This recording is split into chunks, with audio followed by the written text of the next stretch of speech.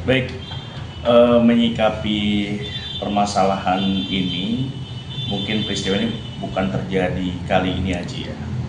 Kalau saya lihat banyak sekali peristiwa-peristiwa di lapangan, konflik-konflik mengenai tempat ibadah yang dibuat ataupun yang dilaksanakan oleh saudara kita di luar Muslim ya, atau di luar Islam.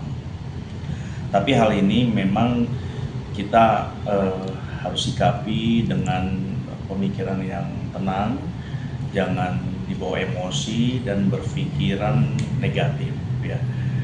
Ya mungkin saudara kita dalam melakukan ibadahnya yang di luar Muslim ini mungkin mempunyai keterbatasan untuk membuat tempat ibadah yang besar ya, sehingga dalam pelaksanaannya menggunakan rumah. Dan ini juga harus disikapi bahwa hal-hal yang wajar sebenarnya ketika ada masyarakat yang merasa terganggu akan kegiatan tersebut.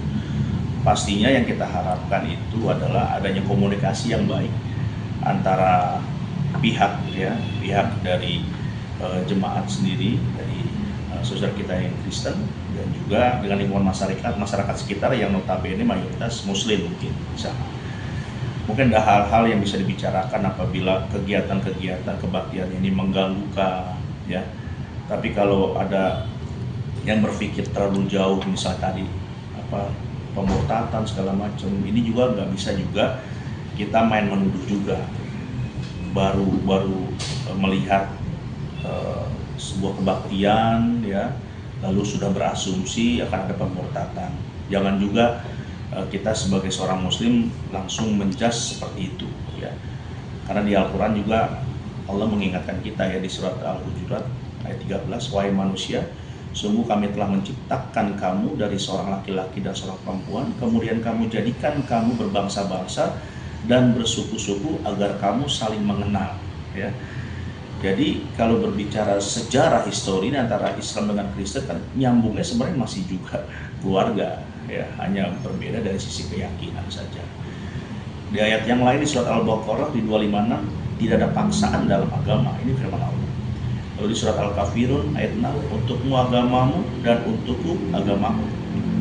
Satu hal lagi di firman Allah di An-Nahl 125, serulah wahai manusia kepada jalan Tuhanmu dengan hikmah dan pelajaran yang baik, dan berdebatlah dengan mereka dengan cara yang lebih baik.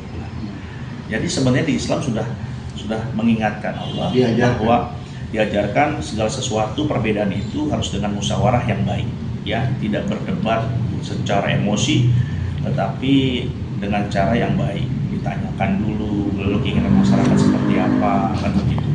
Dan juga mungkin dari saudara kita yang melakukan kebaktian ini juga mungkin sebelumnya juga kurang koordinasi, kurang ngobrol dengan masyarakat ataupun tokoh-tokoh masyarakat di sana untuk tempat tinggalnya dijadikan sebuah kebaktian ya.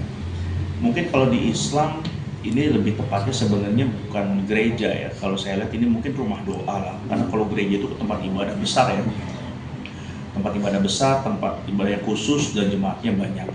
Tapi kalau saya lihat rumah-rumah ini, kalau lebih disebutnya rumah doa ya, rumah doa bagi umat Kristiani ya, yang mungkin mereka belum mempunyai tempat yang besar, pakailah rumah, mungkin karena jumlah jemaat yang belum begitu banyak.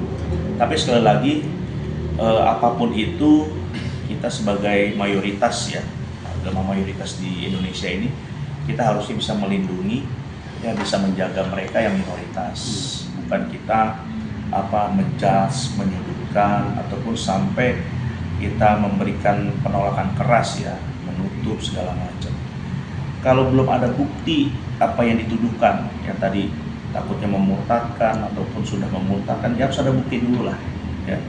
Intinya sekali lagi saya cuma hanya menghimbau bahwa Indonesia jangan mudah terpecah cuman gara-gara pemahaman berbeda agama, cuman gara-gara pemahaman ada tempat ibadah agama lain ada di area kita. Jadi biarlah urusan ibadah, urusan orang tersebut dengan Tuhannya masing-masing. Ya. Kita cuma hanya bagaimana semua bisa bergandengan, bisa berinteraksi dengan baik, dan saling membantu satu dengan yang lain dengan dasar kemanusiaan. Itu aja sih kalau menurut saya. Mas Andi sendiri sebagai public figure yang saat ini kan mualaf. Ya. Anda seperti apa? Ya, saya sendiri kan sebagai seorang public figure yang juga notabene kan mualaf. Jadi saya sendiri mempelajari namanya Islam rahmatan lil alamin. Jadi bagaimana kita kan menunjukkan tadi kan dasarnya bermanfaat untuk manusia lain, yaitu khairun nas anfa'uhum linnas. Bagaimana ras atau manusia itu bisa bermanfaat untuk manusia yang lain. Di sini kan quote-nya atau digarisbawahi manusia. Kita kan adalah sesama manusia. Dan tidak bisa yang namanya kita mesti saling menghargai, saling mengasihi, saling mencintai. Yang tadi dibilang Kanjeng Sultan Sultan Sepuh Cirebon, juga beliau bilang kan berdebatlah dengan cara yang baik. Nah, sedangkan Pancasila sendiri kan sudah ada, sudah digariskan di sila keempat, bermusyawarah untuk menuju mufakat, sehingga akhirnya mendapatkan titik adilnya.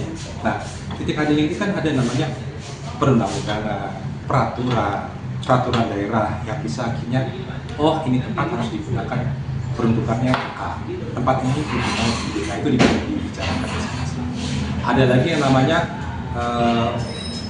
toleransi. Toleransi artinya tadi dibilang Kanjeng Sultan adalah kita masyarakat yang mayoritas. Mayoritas itu berarti kita bisa melindungi yang minoritas. Walaupun nanti misalnya izinnya tidak bisa, malah justru yang lebih bagus lagi sebagai seorang umat muslim memberikan izin itu untuk membantu mereka. Karena kan yang dilihat kalau dari agama ajaran Nasrani itu kan yang dilihat adalah buah-buah. Jadi dari perbuatan baik. Nah, bagaimana kita ini sebagai umat muslim kita melakukan niat-niat baik sehingga akhirnya menjadikan panutan buat mereka. Mereka nyaman tinggal di Indonesia, mereka nyaman bersama umat muslim, mereka terus melakukan kegiatannya, yaitu kan membuat suatu keindahan. Makanya tadi dibilang Islam yang rahmatan lil alamin, rahmat untuk seluruh alam. Tidak melihat, tidak menjustifikasikan, tidak mengklasifikasikan siapa minoritas, siapa mayoritas. Kita adalah manusia yang berusaha untuk menjadi lebih baik. Insya Allah. Bang Falki, mungkin sebagai praktisi hukum, agar tidak ada unsur pidana mengandung sara seperti apa? Ya, terima kasih. Kalau saya lihat dari sisi hukumnya lah, artinya memang apa yang tadi dikatakan Kanjeng Sultan bahwa berkaitan dengan lokasi wilayah ya harus memang memiliki izin. Karena itu ibaratnya sesuatu hal yang memang harus benar-benar ada persetujuan, begitu ya. Nah, beribadah ini memang ya sangat sensitif kalau dilihat dalam masyarakat ini. Nah, memang kadang-kadang ini tidak baru ini di Solo ya, di mana tempat juga begitu. Jadi ada yang kira-kira mengambil kesempatan, kalau menurut saya begitu ya, karena memang dijelaskan oleh Kanjeng Sultan ini udah benar, kita ini turunannya sama, semua sama. Kita ibaratnya ini menuju satu lokasi, yang Muslim naik pesawat, yang Kristen naik kapal, tujuannya sama, kan begitu ya. Kita ini umat manusia diciptakan sama-sama. Jadi perbedaan-perbedaan ini ya bisa juga dimanfaatin, kalau menurut saya begitu ya. Jadi izin aja dulu, kita keterbukaan, bangun komunikasi. Ya memang hal layak untuk dibangun ya dibangun. Kalau memang hal tidak dilayak, tidak usah dikasih dibangun dan dibuka peluang. Itu aja menurut saya. Enak kan gitu. Jadi jangan dikirim kemana-mana gitu. Kalau memang di situ layak ya oke, silakan. Tapi kalau tidak layak jangan.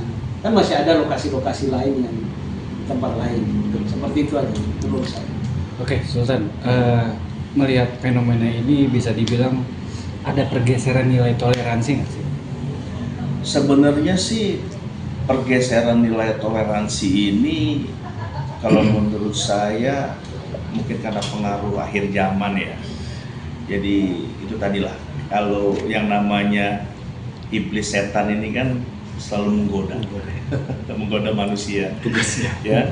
Jadi konflik itu sebenarnya nggak cuman saat ini, dulu juga konflik-konflik kali ini ada. Hanya ada pihak-pihak yang memang terus untuk memecah belah bangsa ini ya, tidak melalui, bukan cuma hanya perbedaan suku dipecah belah, perbedaan agama, kan gitu dulu kita ingat mungkin kasus Ambon antara Kristen dengan Islam, bagaimana luar biasa ya pertempuran di sana. Ya. Tapi begitu konflik terjadi ketika ketemu di Jakarta antara orang Ambon yang Kristen dengan Islam, nggak juga perang juga ya. Gaul bareng malah. Jadi secara nasional itu tidak bisa lagi dipakai ya diadu domba kita antara agama, antar suku terjadi kayak di Kalimantan ya, antara Madura dengan Kalimantan waktu itu ya luar biasa waktu itu. Tapi nggak juga ketika ada orang Kalimantan dengan Madura ketemu di Pulau Jawa terus lantas juga diterusin gitu. Jadi upaya-upaya para pihak oknum lah kalau saya lihat ini bagaimana memecah belah bangsa ini yang sangat luar biasa. Cuman dalam hal ini ayolah kita bersama-sama, Nusantara ini dari dulu kuat, 350 tahun ini kita diekspansi oleh penjajah, gabungan elit global menjajah Nusantara, buktinya kita masih bisa mempertahankan wilayah kita. Di saat kita dijajah, kita bisa buktiin persatuan kita. Dulu di saat kita ngelawan Belanda nggak ada tuh mikir gue Islam, lu Kristen, lu Hindu, lu Buddha, gitu. Semua bersatu ya dengan hati yang sama, saling tolong menolong. Kenapa hari ini kita nggak bisa sih? Gitu. Kalau cuma permasalahan tempat ibadah, kita berikan kepada yang minoritas untuk dia diberikan ruang keleluasan untuk ibadah kepada Tuhannya, dan juga bagi yang mayoritas juga harus berhak melindungi ya, karena udah baginda Nabi juga menyarankan kepada kita semua harus kita lindungi yang minoritas, bukan kita musuhin. Dan juga bagi yang minoritas juga pakailah dengan cara-cara yang baik seperti tadi tim lawyer kita bilang bahwa harus ada izinnya, ya ditempuh dulu izinnya, jangan dipakai dulu baru izin belakangan. Ini yang banyak terjadi sebenarnya, bukan cuma tempat ibadah. Iya, setuju. Hal yang lain juga sekarang begitu, ya kan? Kayak tambang, tambang dulu terizin belakangan. Ini sebenarnya menjadi habit yang kurang bagus. Kalau nggak ada komplain, aman. Jadi ini bukan cuma dari sisi agama ya, tapi dalam berbagai macam hal. Ayo, Indonesia harus kita rapin manajemennya. Lalu kita sebagai bangsa yang besar, bangsa yang luas, maka kita harus punya hati yang besar.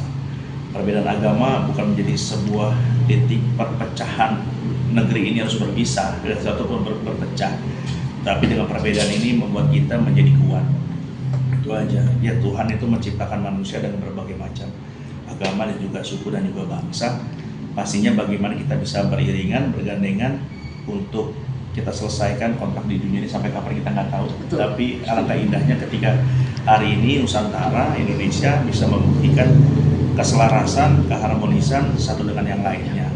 Bahkan ketika ada umat lain yang sedang beribadah, kita harus lindungi dan berikan juga ruang agar dia bisa beribadah dengan baik pada Tuhannya. Begitu juga kita yang mayoritas, kita perbaiki diri kita dan juga jangan pernah kita mengatakan bahwa diri kita adalah paling benar. Karena apa? Karena api tidak pernah merasa dirinya paling berkuasa karena dia merasa punya panas. Ya matahari juga nggak pernah bilang dia perkasa kok. Tapi kita hari ini manusia kita bilang bahwa gua paling benar, karena cuma satu yang merasa paling benar itu makhluk Allah itu, yaitu cuma iblis. Iblis sampai hari ini merasa dirinya paling benar karena dia diciptain paling pertama. Kedua diberikan kelebihan dari manusia. Buat apa gue tunduk sama manusia? Karena gue paling lebih. Karena berarti apa? Berarti kalau kita hari ini manusia merasa diri kita paling benar dan paling berarti kita adalah golongan iblis. Oke, itu aja. Seluruh masyarakat Nusantara bergandengan tangan dengan kasih sayang, karena dengan kasih sayang insya Allah Nusantara akan selamat. Amin.